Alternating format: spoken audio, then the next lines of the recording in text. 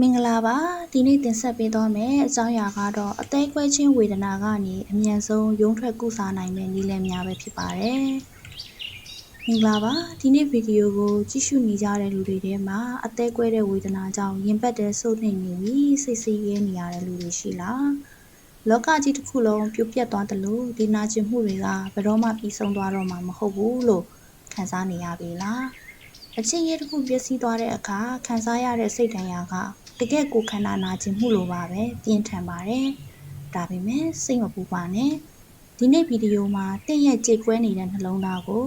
အမြန်ဆုံးကုစားပြီးဘဝကိုအင်အားအပြည့်နဲ့ပြန်ဆနိုင်တယ်လက်တွေ့ကြတဲ့နည်းလမ်း၅ခုကိုပြပြပေးသွားမှာဖြစ်ပါတယ်နံပါတ်1အချက်ခံစားချက်တွေကိုအသိမအောက်ထားပါနဲ့ accept your feelings ပါ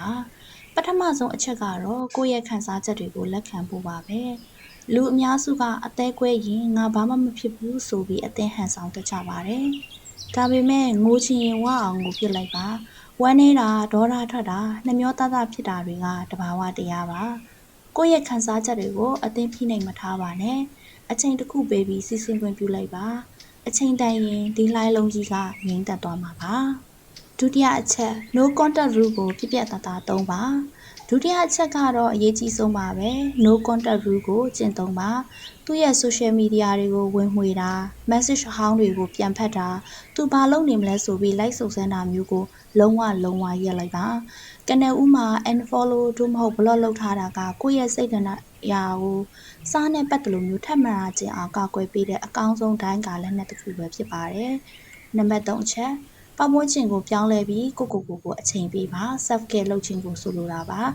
တတိယအချက်ကတော့ကိုပြန်ဂရုစိုက်ဖို့ပဲဖြစ်ပါတယ်အသေးကွဲတဲ့အခါအခန်းအမောင်ထဲမှာအိယာတွေကမထပဲနေတတ်ကြပါတယ်အဲ့ဒီစားအခန်းလိုက်ကကိုဖွင့်ပါအခန်းပြင်ဆင်ပြောင်းလဲပစ်ပါအာဟာရရှိတာစားပါလေ့ကျင့်ခန်းလုပ်ပါ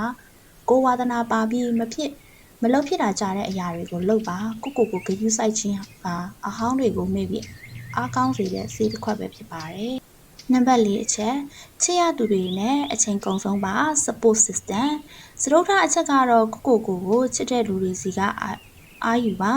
ဒီအချိန်မှာတယောက်တည်းအထီးကျန်မနေပါနဲ့ကို့အပေါ်တကယ်စေတနာရှိတဲ့မိသားစုတငယ်ချင်းတွေနဲ့စကားပြောပါရင်ဖွင့်ပါတို့နဲ့အတူအပြင်ထွက်ပြီးအချိန်ကုန်ဆုံးပါလောကကြီးမှာတင့်ကိုတန်ဖိုးထားပြီးချစ်ပေးမဲ့လူတွေအများကြီးရှိသေးတယ်ဆိုတာကိုတင့်အုံနောက်ကပြန်တတိရလာအောင်ကူညီပေးပါလိမ့်မယ်နောက်ဆုံးအချက်ဇလန်းဟောင်းကိုသင်ခန်းစာအဖြစ်ပြောင်းလဲပါယုံကြည်မှုအပြည့်နဲ့ပြုံးပြပြီးကောင်းညှိလိုက်ပါနောက်ဆုံးချက်ကတော့အသွေးအမြင်ပြောင်းလဲဖြစ်ဖို့ပါပဲသူမရှိရင်ငါ့ဘဝကြီးပြီးပြီလို့မတွေးပါနဲ့ဒီလူဟာငါ့ဘဝရဲ့အဆုံးသတ်မဟုတ်ပဲငါ့ကိုရင့်ကျက်စေဖို့လာသင်ခန်းစာပေးတဲ့သင်ခန်းစာတစ်ခုပဲလို့သတ်မှတ်လိုက်ပါ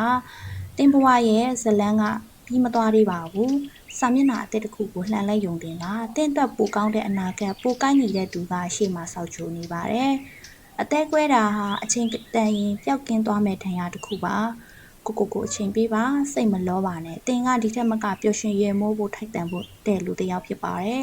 ဒီဗီဒီယိုလေးကအသေးကွဲနေတဲ့တင့်နှလုံးသားအတွက်အနည်းငယ်ပဲဖြစ်ဖြစ်တက်ရစေဖို့လို့ညွှန်လင့်ပါတယ်ဗီဒီယိုလေးကိုသဘောကျရင် like လုပ်ပေးပြီးအသေးကွဲနေတဲ့တငယ်ချင်းတွေရှိရင်လည်းမျှဝေပေးလိုက်ပါအောင်နော်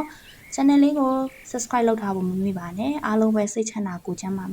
ကြပါစေလို့ဆုမွန်ကောင်းတောင်းပေးလိုက်ပါတယ်ကြည့်ရှုပေးတဲ့အတွက်ကျေးဇူးအများကြီးတင်ပါတယ်တတာ